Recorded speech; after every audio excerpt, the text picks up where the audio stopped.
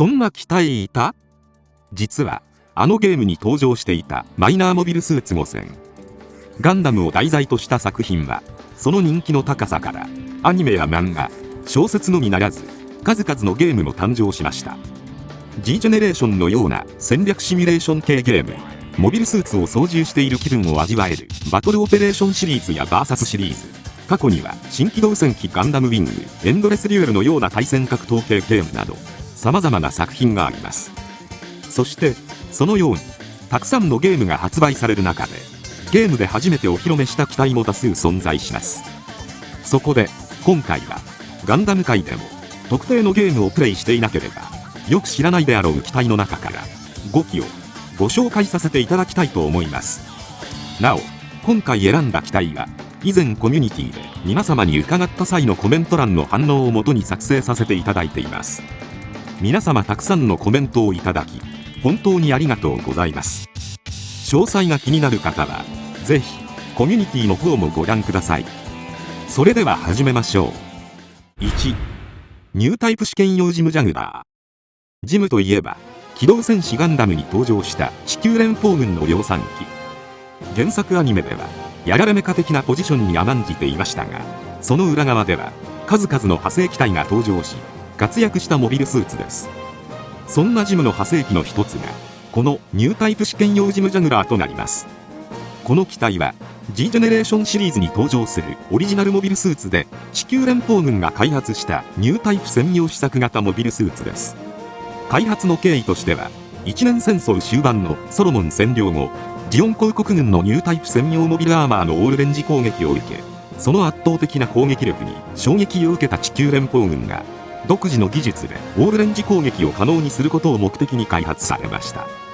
新造機ではなくジムコマンドが流用され、機体のコードも RGM79RAR となっており、ジムの派生機であることを示すものになっています。機体の特徴としては、両肩にボールを改造したボールユニットと呼ばれる攻撃ポッドを搭載しています。オールレンジ攻撃を実現するために、ガンナーがレーザー通信によってポッドを手動で制御して攻撃を行うという仕組みです。そのためあくまでも疑似的なオールレンジ攻撃能力にとどまっています。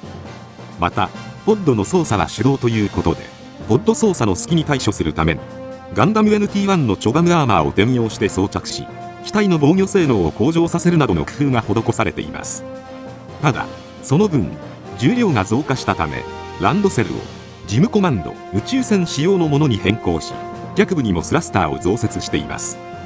ただしスラスター強化のための開発が難航した結果、1号機がロールアウトする前に一年戦争が終結しています。ちなみに一年戦争時の地球連邦軍はニュータイプの存在に懐疑的だったので、サイコミュシステムを構築できておらず、パイロットの手動制御に頼るしかありませんでした。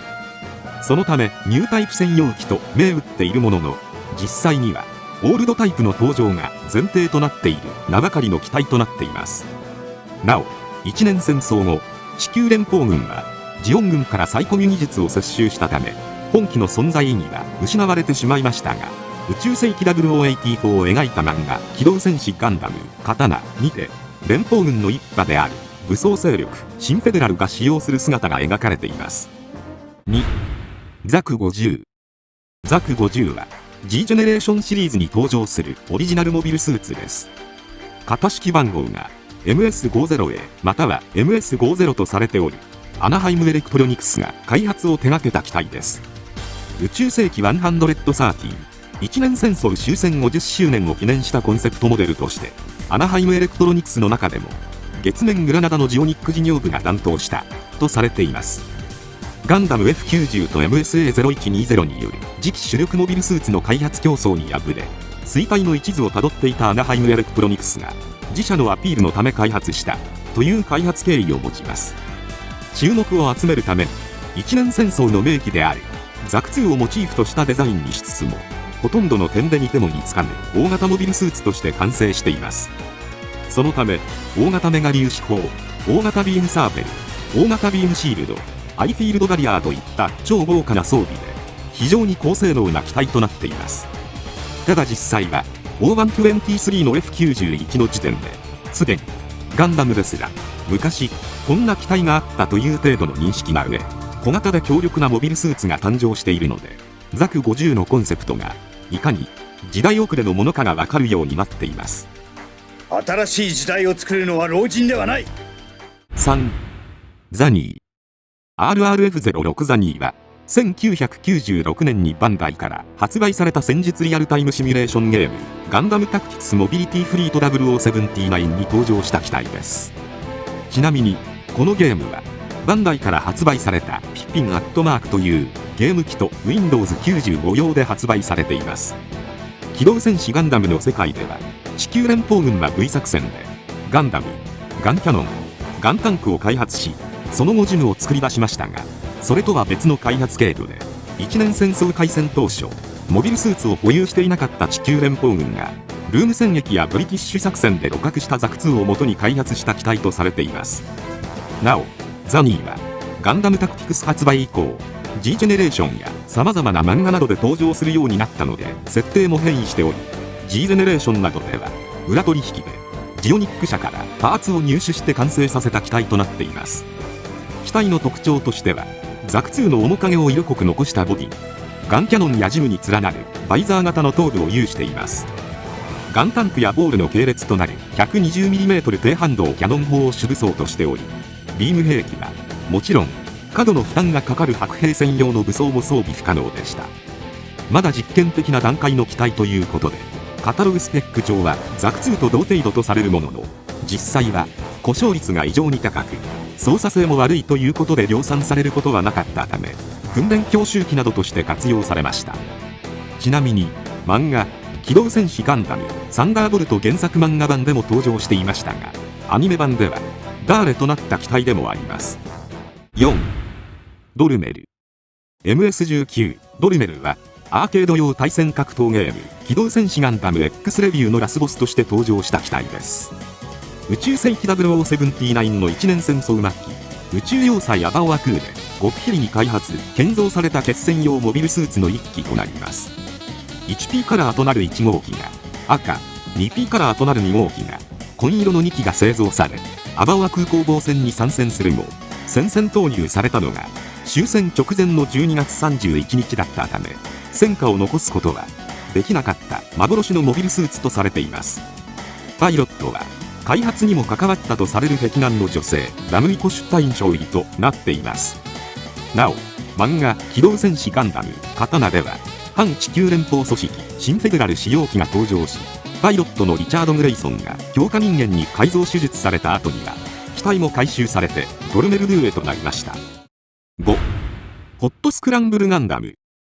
ホットスクランブルガンダムは初出はゲームではなく漫画ガンダムビルドファイターズアメイジングトライに登場するガンプラです。元となるスクランブルガンダムズはアニメガンダムビルドファイターズトライアイランドウォーズに登場した機体であり、そんなスクランブルガンダムの一機名人川口がビルダーとしての遊び心を加えて完成した機体がホットスクランブルガンダムとなります。もともとは1986年に発売された記念すべきガンダムゲーム第1作目機動戦士ゼータガンダムホットスクランブルの30周年記念でスクランブルの名を冠した機体としてデザインされたものであり、ニューガンダムを彷彿とさせる武装で構成されています。ガンプラとしては HG144 分の1スクランブルガンダムが発売されたのみで、ホットスクランブルガンダムは発売されませんでしたが、様々なゲーム作品にゲスト参戦しています。